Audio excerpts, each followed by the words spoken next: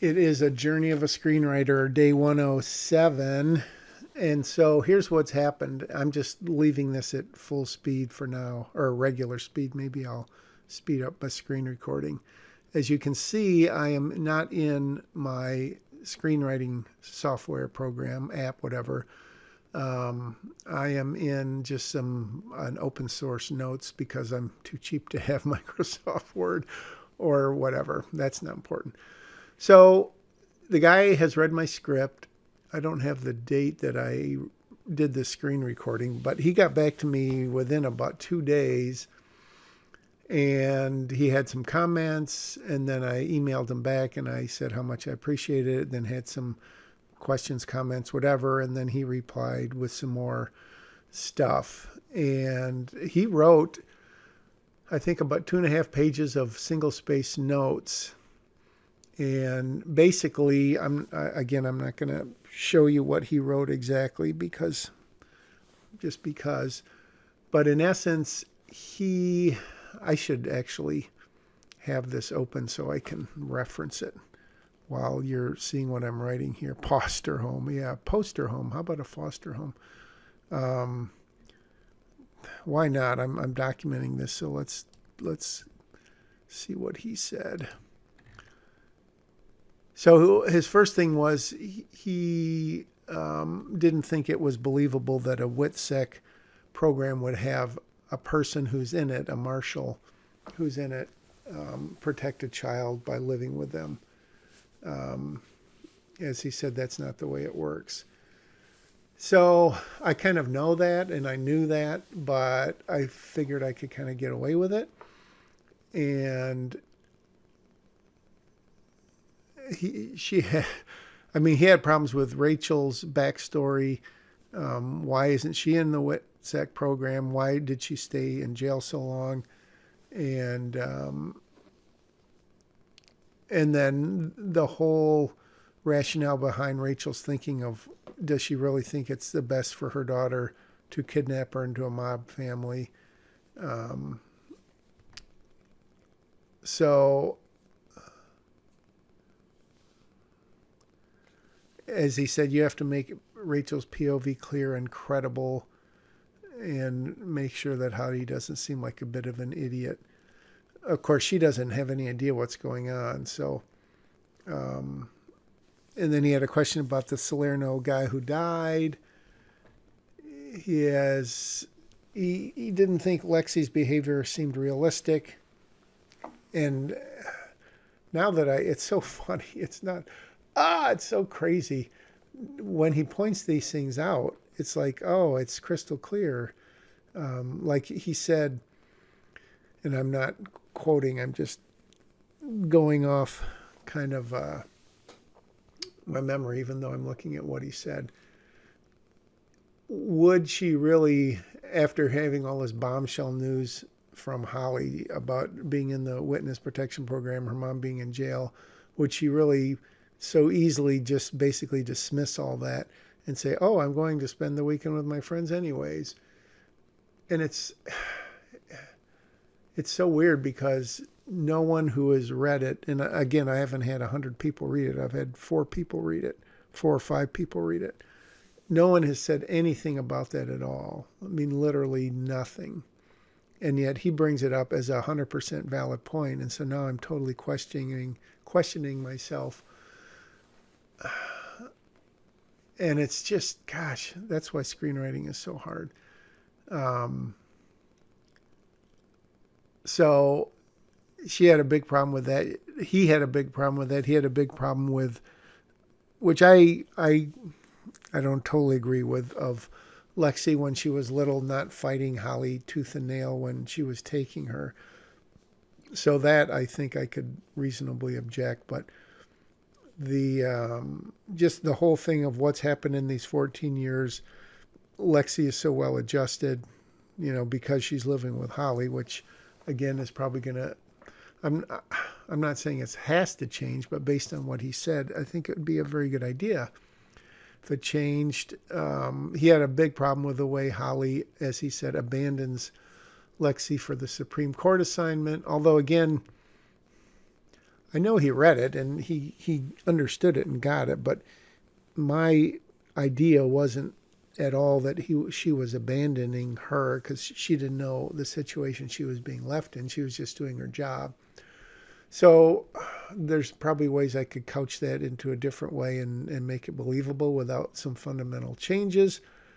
But he just, yeah, he didn't believe it. So in general, he thought that I need to do a lot of work on characters, and I'm not going to quote what he said. It's super helpful, but I'm going to keep it to myself for now. Maybe I'll share it someday, but not today. So he gave some suggestions, which are really good, which I'll see if I decide to do like a big rewrite or a small rewrite or exactly what, then maybe I'll talk about it some more.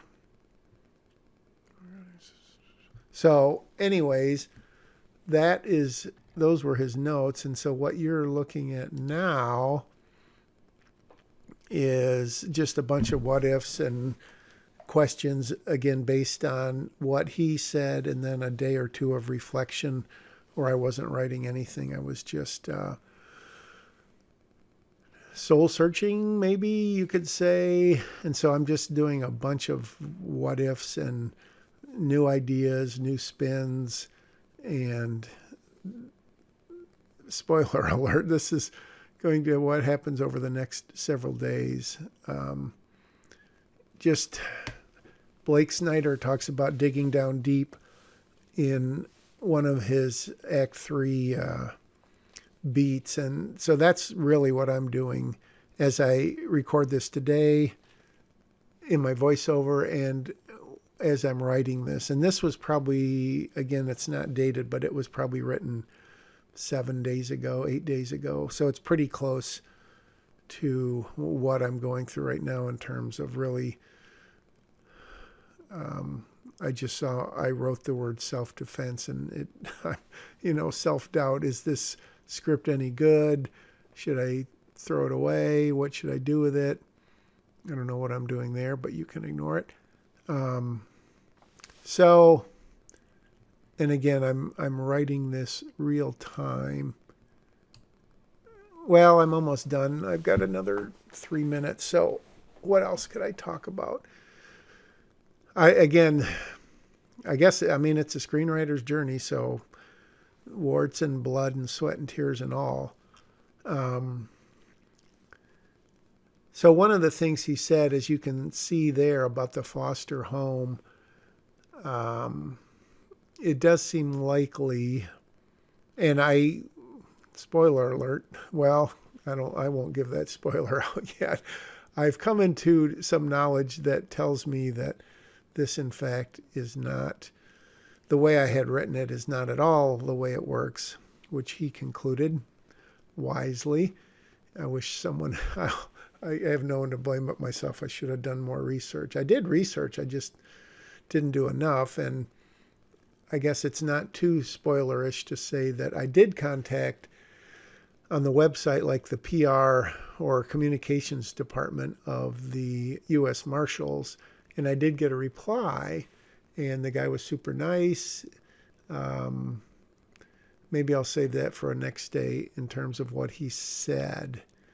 But that's all shaping that, and some more information that I got even more recently is sort of shaping these pages and these ideas.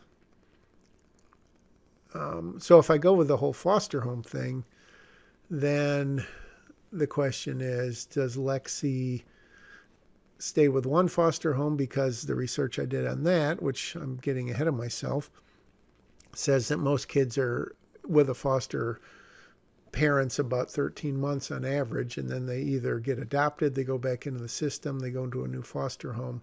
It just really depends.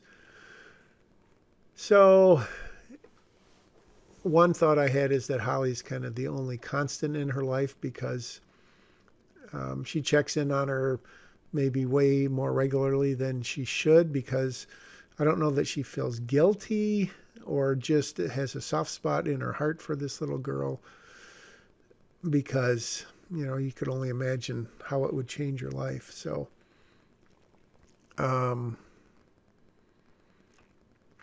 yeah, and if Rachel, I'm just looking at what I'm writing there, if Rachel was still in prison, she would have been in a special facility, so she wouldn't have been in with, quote, regular criminals. And apparently they do serve time, but usually it would be a lot less than 14 years, which is another problem. And then if she got out, she could easily be in the WITSEC program. So there you go. Now I'm giving this a note or a title, I guess. I don't think I'm going to date this. Don't look at this. It's all top secret. These are, look at how many scripts I've written. I have it under no accident because that was the original. When I had this as a TV pilot, that's the idea there. So I think that is close to wrapping up the day. Gosh. Yeah, there'll be more of this to come. I just looked like I had a whole chunk that I didn't record there. But anyways, these are just a bunch of thoughts and ideas. So stick with me. Bye.